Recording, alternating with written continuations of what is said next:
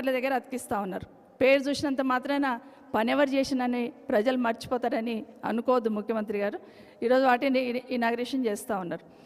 రాజశేఖర రెడ్డి గారు ఆ రోజు ఈ రాష్ట్ర అభివృద్ధిలో భాగస్వామ్యం ఎంత ఉందో కేసీఆర్ గారు కూడా అంతకన్నా గొప్పగా అద్భుతంగా పనిచేసిన విషయాన్ని ఎవరు అవునన్నా కాదన్నా గమనించాలి.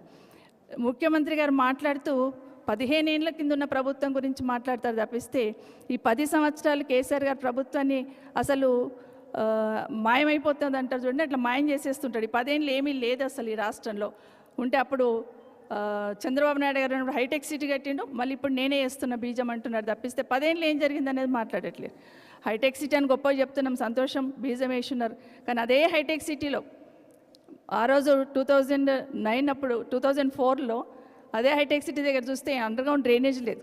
ఒక్కసారి 30 కోట్లు శాంక్షన్ ఇచ్చి ఆ రోజు అండర్గ్రౌండ్ డ్రైనేజ్ వేసుకుంటూ వచ్చినాం. ఎవరైనా అభివృద్ధిని నిరంతర ప్రక్రియ అనుకొని దాన్ని పనిచేస్తూ పోతూ ఉంటారు. కానీ ఇంత మూర్ఖంగా గత ముఖ్యమంత్రి గారు చేశారు కాబట్టి దాని సైడే చూడండి, నేను ఇంకో దిక్కు మొదలు పెడతానే ముఖ్యమంత్రిని మొదటిసారి రాష్ట్రంలో చూస్తూ ఉన్నా. దానివల్ల ప్రజలకి నష్టం, ప్రభుత్వం ఆ విధంగా ప్రవర్తిస్తే ప్రజలకు చాలా నష్టం అనేది తప్పకుండా గుర్తు చేసుకోవాలి. అయితే ఈరోజు మొన్న రాజశేఖర రెడ్డి గారి జయంతికి వెళ్ళారు, వర్ధంతికి సెప్టెంబర్ 2లో వెళ్ళినప్పుడు అక్కడ ఒక మాట మాట్లాడారు రేవంత్ రెడ్డి గారు. ఏమని మాట్లాడారంటే, రాజశేఖర రెడ్డి గారు చాలా గొప్పగా పనిచేశారు ప్రజల కోసం, రాజశేఖర రెడ్డి గారి ఆశయాన్ని సాధించే దిశగా నేను కూడా పనిచేస్తాను అని ఒక మాట మాట్లాడున్నారు. సంతోషం అనిపించింది. సరే ఎప్పటికైనా మార్పు వస్తే సంతోషం అనుకున్నాం. కానీ నెక్స్ట్ డేనే మళ్ళొక మీటింగ్లోకి వెళ్ళి చంద్రబాబు నాయుడు గారి పార్టీ టీడీపీ పార్టీ చాలా అద్భుతమైన పార్టీ అన్నాడు. మరి రాజశేఖర రెడ్డి గారు ఎవరి మీద పోరాటం చేశారు? బ్రతికినన్ని రోజులు చంద్రబాబు నాయుడు గారి మీద పోరాటం చేస్తున్నారు. ఈరోజు చంద్రబాబు నాయుడు గారు టీడీపీ పార్టీ, చంద్రబాబు నాయుడు గారు అనుకుని టీడీపీ పార్టీ ఎవరితో పొత్తు పెట్టుకొని పనిచేస్తుంది? బీజేపీతో పొత్తు పెట్టుకొని పనిచేస్తుంది. అదే బీజేపీ మీద, అదే టీడీపీ మీద బ్రతికున్న రోజులు రాజశేఖర రెడ్డి గారు పోరాటం చేస్తున్నారు. నిజంగా రెండు రకాల మాటలు ఎట్లా మాట్లాడాలనిపిస్తుంది అనేది ఇప్పటికీ ఆశ్చర్యం వేస్తూ ఉంటుంది. నిజంగానే రాహుల్ గాంధీ గారు ఒకసారి ఆలోచించాలి. ఈరోజు ఇక్కడున్న కాంగ్రెస్ పార్టీ, ఆ రోజు మేము చాలా గొప్పగా చెప్తాం రాజశేఖర రెడ్డి గారి నాయకత్వంలో ఆ రోజున్న కాంగ్రెస్ పార్టీలో పనిచేసినాం. కానీ ఆ కాంగ్రెస్ పార్టీకి ఈ కాంగ్రెస్ పార్టీకి చాలా తేడా ఉంది. అది సోనియా గాంధీ గారి నాయకత్వంలో పనిచేస్తే ఈ కాంగ్రెస్ పార్టీ ఎవరి నాయకత్వంలో పనిచేస్తుంది అనేది కాంగ్రెస్ పార్టీ నాయకులు, కార్యకర్తలు ఆలోచించాలి. రాహుల్ గాంధీ గారు కూడా ఆలోచించాలి. ఈరోజు ఏం జరుగుతుంది, ఎవరి కోసం పనిచేస్తున్నారు ఇక్కడున్న ప్రభుత్వంలో ఉన్న వాళ్ళు అనేది తప్పకుండా ఆలోచించాలి. ఈరోజు మూసీ గురించి మాట్లాడుతున్నారు.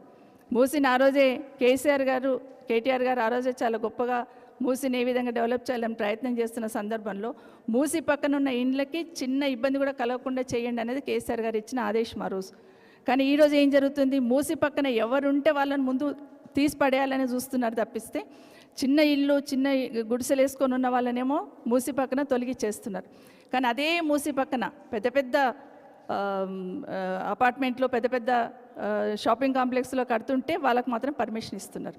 పేదవాడేమో మూసి పక్కన ఉండకూడదు, కానీ అదే మూసి పక్కన పెద్ద పెద్ద అంతస్తులు, బహుళ అంతస్తులు కట్టే వాళ్ళకేమో పర్మిషన్ ఇవ్వాలి. అదే నార్సింగ్ దగ్గర మనం పోతా ఉంటే అదే మూసిని నింపుతూ ఉన్నారు, అదే మూసి పక్కన పెద్ద పెద్ద అంతస్తులతోని కడతా ఉన్నారు. ఇది ఎక్కడి ద్వంద్వనీతి అండి ముఖ్యమంత్రి గారు? పేదవాడికి ఒక న్యాయం, గొప్పవాడికి ఒక న్యాయమా? మూసి ప్రక్షాళన చేస్తున్నప్పుడు ఏ విధంగా మీరు తీసి పడేస్తే వాళ్ళందరూ ఏ విధంగా తెలంగాణ భవన్కి వచ్చి ఈరోజు మీరైతేనే కాపాడగలుగుతారని చెప్పినారో ఒకసారి ఆలోచించమని కోరుతూ, ఈరోజు ఏదైనా కూడా ఏ మీటింగ్ అయినా రాజకీయ కోణంలోనే చూస్తారు.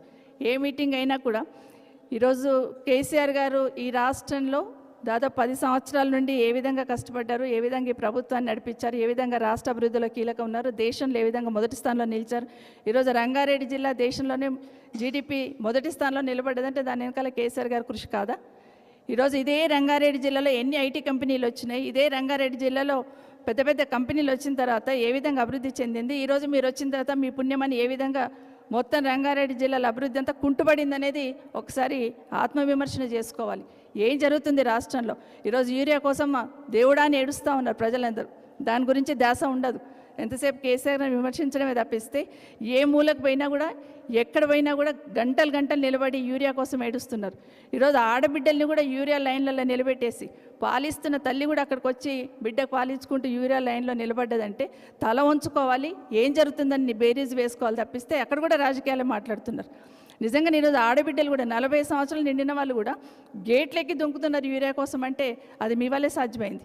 ఈవెన్ సినిమాలలో కూడా చూపించారేమో ఆడబిడ్డల్ని గేట్లెక్కి దుంకేది, అది రేవంత్ రెడ్డి వల్లనే సాధ్యమైంది. నిజంగా వాళ్ళ ఆరాటం వాళ్ళ బాధ చూస్తూ ఉంటే అసలు కంపౌండ్ వాళ్ళు ఇరిగిపోతుందో లేదో చూస్తలేరు. బిడ్డలు ఏడుస్తూ ఉంటే అక్కడే కూర్చొని పాలిస్తున్నారు.